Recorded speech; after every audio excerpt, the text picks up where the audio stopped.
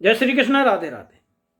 धर्मानुरागी भाइयों, हम विचार करें तो हर मानव अपने जीवन में सुख चाहता है, और सुख कैसा? नित्य सुख, जो कभी समाप्त ना हो। तो कैसे प्राप्त हो?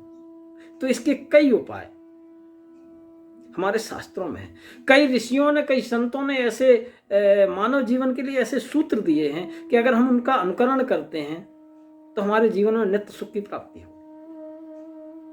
ऐसा ही एक सूत्र है, विद्या ददाति विनयम, विनया ददाति पात्रताम, पात्रत्वात् धनाप्नोति, धनात् धर्मस् तथा सुखम।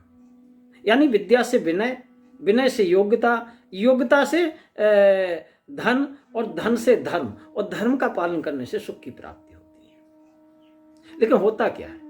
विद्या प्राप्त करके ये देखा गया है कि विवेक की कमी के कारण, विनय ना होने के कारण वहां पे अहंकार अपना जगह ले लेता है और अविनय की उत्पत्ति होती है।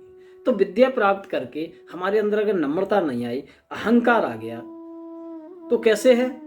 बोले बड़ा हुआ तो क्या हुआ? जैसे पिंड खजूर, और पंछी को छाया नहीं, और फल लागे अति दूर।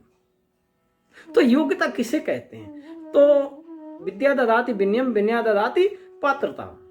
तो जीवन उसी का धन है जो साधनहीन के प्रति, जिसके हृदय में उदारता, करुणा और प्रेम भरा होता है, जो शक्तिशाली और सामर्थ्यवान होते हुए भी विनम्र है, नम्रता है जिसके अंदर। श्रेष्ठता के अनेक गुणों में विनम्रता, करुणा और उदारता ही श्रेष्ठ गुण है। दूसरों के दुख दर्द को अनुभव करने वाला ही श्रेष्ठ होता है। कोई भी मनुष्य बिना विनम्र बने धन दौलत तो पा सकता है, लेकिन दूसरों के हृदय में जगह नहीं पा सकता है। विनम्रता व्यवहार में एक ऐसा सुदृढ़ कवच है जिस पर दो व्यवहार के शस्त्र अपना कोई असर नहीं दिखा सकते। तो अगर हमने विद्या प्राप्त कर ली, हम किसी के काम नहीं आ सकते हैं, हम किसी के दुख दर्द को नहीं समझते हैं।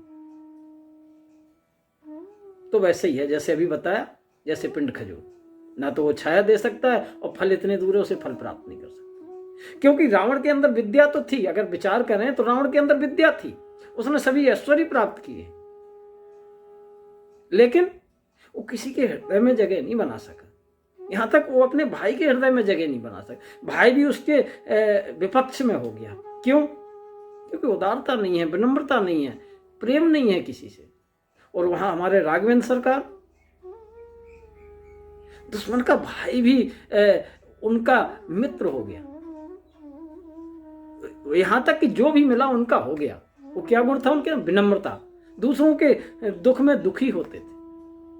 तो जो दूसरों के दुखी में होता है वही विद्या है। सा विद्या या विमुक्ति, जो हमें बंधन से छुड़ाती है। ये लोभ, क्रोध, मोह, अहंकार, इनसे जो हमें छुड़ा देती है, वही तो विद्या है, वही विवेक है। तो विनम्रता एक व्यवहार, एक ऐसा सुदृढ़ कवच है जिस पर दुर्व्यवहार के शस्त्र का कोई असर नहीं होता। विनम्रता से कल्याण का लक्ष्य प्राप्त कर सकते हैं। जो झुकता है वो पाता है, जो सहता है वो रुकता है। क्यों?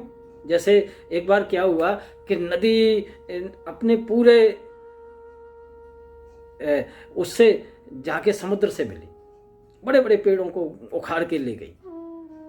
तो उसने कहा, देखा हम में कितना बल है, हम बड़े बड़े पेड़ों को उखाड़ के ले आए।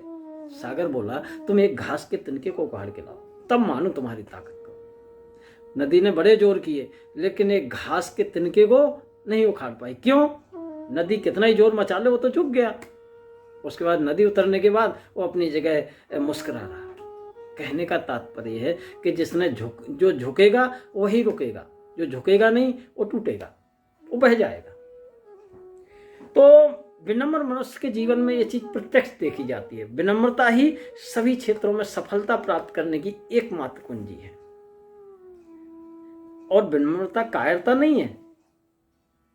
विनम्रता व्यक्ति को शांत, सहनशील, शक्ति और ऊर्जा प्रदान करता है। मनुष्य यदि विनम्रता से जीवन जीना सीख ले तो अनेक परेशानियां देखते देखते ही समाप्त हो जाएंगी। इनके लिए कोई विशेष उपाय नहीं करना है, बल्कि थोड़ा सा व्यवहार में बदलाव लाने मात्र से यह संभव हो जाता है। कहते हैं विनम्र व्यक्ति के सामने कठोर हृदय वाले व्यक्ति को झुकना पड़ता है। विनम्रता से हम छोटी छोटी बातों को ध्यान में रखकर अपने जीवन को खुशहाल बना सकते हैं। जैसे कहते हैं कठोर हृदय भी विनम्र हो जाएगा। जैसे बुद्ध महाराज के सामने अंगुलीमाल आया था, लेकिन उनके व्यवहार को देख के, उनकी विनम्रता देख करके बुद्धम शरणम गच्छामि हो गया। जबकि अंगुलीमाल का तो ये था कि लोगों को मार के अंगुलियों की माला पहना करता था। तो जो विनम्र व्यक्ति का व्यवहार दूसरे को भी बदल सकता है, और विनम्रता से हम छोटी छोटी बातों को ध्यान में रख करके जीवन को खुशहाल बना सकते हैं। इसलिए जो विनम्र होते हैं वो हर जगह सम्मान पाते हैं और दूसरों को जोड़ने का कार्य करते हैं। तो अगर विद्या प्राप्त की तो विनय अति आवश्यक है,